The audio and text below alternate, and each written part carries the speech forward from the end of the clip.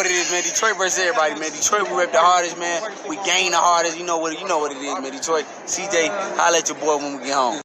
Don't forget to check out our sponsor, The Health Blaze, at thehealthblaze.com.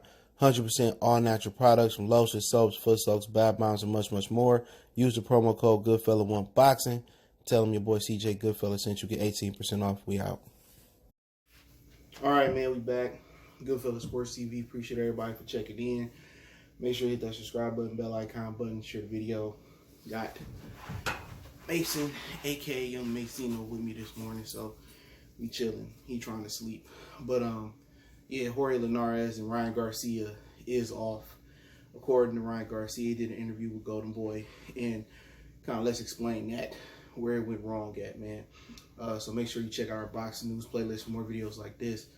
And basically said, the travel ban with Japan, stopping Linares from being able to get over here. If you don't know, every time Linares gets stopped or go through a tough, patch in his career, he run over to Japan, he get his record up, and then he come back over and have, some more prominent fights for himself. So that's kind of the issue with him. But, basically he relocated to Japan. I think he has some family over there or something like that. So, Ryan Garcia, in a lot of people's opinion, one breeze past him. A lot of people thought that Linares would kill Ryan Garcia before he beat up Forsaken in his last fight. So, my whole thing about it is I was looking forward to it, but I understand it because with no audience, even if the travel ban ain't real or just something that they want to put on the back burner, even without the audience, that's a fight they wanted to do in the Staples Center because Ryan Garcia last fight that he headlined did so well. I think that was in like Anaheim or something like that. So, from what I understand, there's going to be a lot of tune-ups in boxing, when boxing kick off. But once, things get to rolling, it's going to be, top-notch fights. Once the fans get in there, or once, we get deeper without audiences into November, into December, it should be better fights. But, he was also slated to fight Devin Haney if the Ryan Garcia fight kind of fell off. So Devin Haney can't get him neither if it's a travel ban. Now, Linares really ain't spoke on it, but then again, remember, they supposed to be fighting in July. So even if, Linares is able to train and they're able to get him over here, he got to get over here like 2 or 3 weeks before time because of the time, difference. He don't want to be sluggish or tired. So, don't really surprise me none. I just felt that a lot of these fights that were expected to happen this year, may it be Lomachenko, T.O. I mean, you can just keep going on with them. Some of those top-notch fights, people wanted to see Earl and Terrence, before the accident. They're not going to happen because the gate not there. You know what I'm saying? A lot of these dudes, they need the live gate to put, 2 good fights together. So, for Ryan Garcia, he does have the option of fighting Abner Mares. You know what I'm saying? Abner Mares declined the fight, because Ryan won it at 35. Abner Mares won it between 30 and 32, and Ryan don't want to do that. But, for Ryan, that's it's a great thing to do, is to beat Mares. Go down and beat him. But nobody really knows the history of the DAZN, but Eddie Hearn did say on the live stream today that the DAZN will have a meeting to discuss their schedule. He says that it's bullocks, that they are basically in financial crisis. But, like I said before I get into that part of the video with Ryan, depends on who he fight next. Abner Mares will be a good fight. We know it won't be a Devin Haney, a T.O. It won't be, somebody that is prominent, I think a lot of people was looking forward to the Jorge Linares clash because they felt Linares had the remedy to beat him. But, even his own coach, Ryan Garcia, coach Eddie Reynoso, said that he hasn't achieved much. He hasn't fought a title eliminator, world classifiers. He hasn't fought for a title yet. So pretty much it's a lot of hot air, useless air in his balloon. But for him, he feeling himself right now. I remember, I think he fought Jason Velez and he struggled before Eddie Reynoso. So, a lot of people don't deem him to be that good, in my opinion.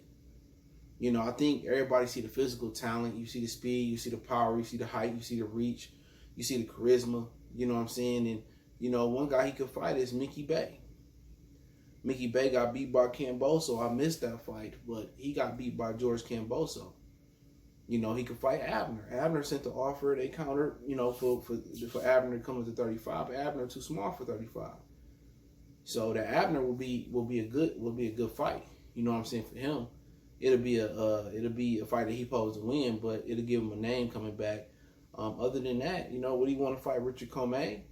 You know, would that be too dangerous? You know, Comey's still dangerous. You know, Ryan doesn't have the skill set that Teofimo Lopez has. So, you know, I'm pretty sure they'll find some options, but I think Ryan is probably going to take a softer touch. Now Linares is not on the table, man. So it just seems a lot of guys just, you know, they just get that ease by me. You know what I'm saying? You just got a feeling that, you know, they not going to step up or this fight going to fall through. And it ain't his fault. Linares had a travel ban going over to Japan, and, you know, I think Japan is starting to open back up too. You know what I'm saying? But with a second wave hitting China of coronavirus, we don't know. So maybe Japan is going on the cautious side. But, you know, that fight, it wasn't a fight I would have bet on. You know what I'm saying? It just seemed like a lot of the Golden Boy fights are you know, that they've been having lately just looked a little bit staged to me. The Canelo and Kovalev fight, the Ryan Garcia Ramiro Deno fight, the Ryan Garcia Francisco Forsaca fight seemed a little bit fixed to me. Like they took a swimming board dive, but gotta get credit where credit is due. You know what I'm saying? He still got Rolly out there, and I don't think that's a tree they want to bark up right now. So, you know, I think Mickey Bay might be a guy that they should look at, but Mickey Bay is still dangerous. You know what I'm saying? But we'll see which way they go with Ryan Garcia. He told that to Golden Boy. You can go to their website. Go to their YouTube channel, and he got a Ryan Garcia quarantine interview he done. So no Jorge Linares fight, man. But yeah, let's kind of end off with Eddie Hearn talked about the DAZN financial crisis situation, and he talked about Leonard Ellaby. He tried to call Leonard Ellaby a name, and I hope it wasn't an N-word, right? I don't think that was what it was going to be, but he caught himself, so it couldn't have been nice. But he basically said that the DAZN is having a meeting. I think he said Friday to discuss the schedule, and basically that they're going to try to keep going. So we'll see. You know, Eddie Hearn is known to be a liar. A lot of people are saying people praying on the DAZN downfall. Me personally, I was happy when HBO kind of got out the way. I thought it was just going to be Top Rank versus PBC, and they had to work with each other. Then the DAZN come in. Just a stupid idea. It ain't enough casual fans in boxing, and they don't have enough marketing in boxing. You know, boxing is one of the worst sports when it comes to connecting with casual fans and marketing themselves. You know what I'm saying? The NBA, you know, they slipped as far as marketing as well too. You know why? Because everything is on basically cable. You know what I'm saying? It used to be, when I say it used to be basketball on Friday and Saturdays, double, triple headers on NBC, that's when basketball was at its best.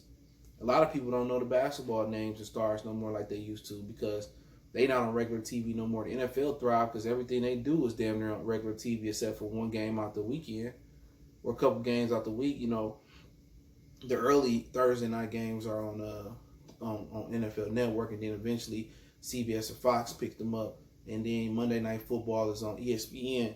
But other than that, all day football is on CBS, NBC, ABC. Well, it could be coming to ABC and Fox. So it's easier for people to know the names, even if they got helmets on their head. People know the players because the NFL has got, you know, it's marketed on regular TV. You feel what I'm saying? So with the DAZN, nobody in boxing knows how to market the fighters in the new media, you know, new age media. They don't know how to market these guys. So that's a huge problem. And the DAZN is jumping into a market where you got a boxing on the app where I could just stream it. So the DAZN is only getting hardcore fans. I don't know one casual fan that got the DAZN. Not one. It's not one casual fan that's on my timeline or I know at the gym or I know at work that's talking about I got the DAZN. Nobody. So really, you know, it's boxing hardcore fans make up a small percentage of the population just in North America. So if you don't have nothing else to offer but Bellator and, you know, that little MLB thing they got going on, it's going to fail. You know what I'm saying? It's going to fail. And it's going to be hard for them to regain subscribers that left. All they had to do was give the DAZN for free. You sign up for the DAZN, it's for free. Or we're not going to charge you if you already signed up. It's for free. you know, you're going to lose money regardless. So why not let people experience your archive of fights? And then when boxing kick back off, charge everybody charge everybody $5 for the month, and then it's gonna be a reoccurring charge of the regular fee, whatever it is, $10, $20, whatever it is. They just stupid. Just like the rest of the boxing promoters and managers and advisors and networks, they all stupid. It's not science. You know, marketing boxers are not science. You put them where everybody can see them at. Sometimes you got to take a loss to take a gain. Sometimes you got to take 5 steps backwards to take 20 steps forward. You feel me? And that's just the way it is. So they don't know what they're doing. But hey, let me know what you guys think. Don't forget me on Facebook, Instagram, Twitter. Reach out if you got business questions, inquiry, sponsorship, video questions. Keep sharing the videos. Appreciate the love, support. Twitter's the fastest way. Want to make a donation, Cash App, PayPal, description. One time for the one time we go.